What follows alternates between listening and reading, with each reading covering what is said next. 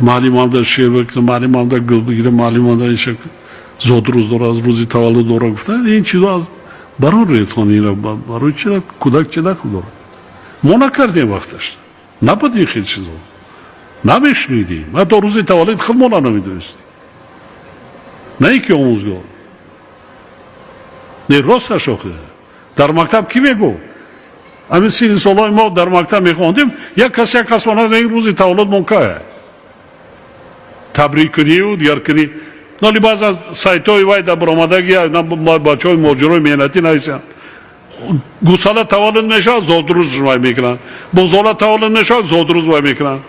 ما ایس جان کاندیس هم میگم میرم وای میکنن بگیره میخونن شما دیدین آخه با سخنهای کبیق خطی وای کرده گیان یا خیلی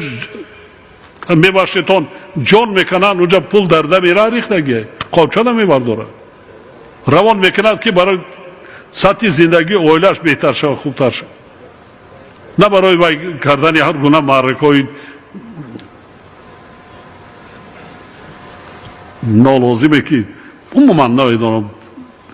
کمتر شکمشون شد مردم هر یک نغمه میبافد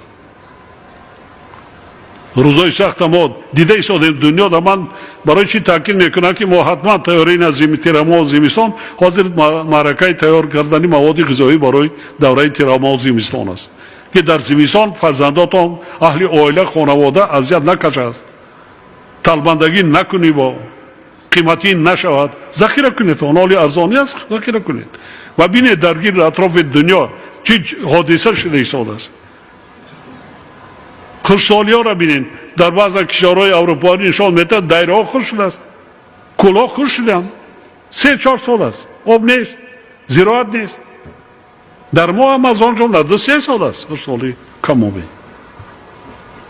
بعضا این چیزهای زیاده روی دیگر میشود از خیلی ما شما وابستگی دارد ما باید برطرف کنیم من یک قسمی آن کمبودیا البته پیشروی ها هم هستند لیکن مشکلی هم کم نیستند بسیار شماره زیادی مکتب های صدمایی حالا با قانون نرسیدن اسباب انجام خانیش دیگر پرابلم هایی که در اینجا من گفتم حتی معاش آموزگاران حاضرم به طلبات زمانه جوابگو است با کوشش میکنیم که با رشد و پیشرفت و ترقیات تاجیکستان سال به سال مشکل خودمان هیچ کس هستن ما شما اومده وای نمیکنن خودمان میکنیم خودمان دیگر کس نه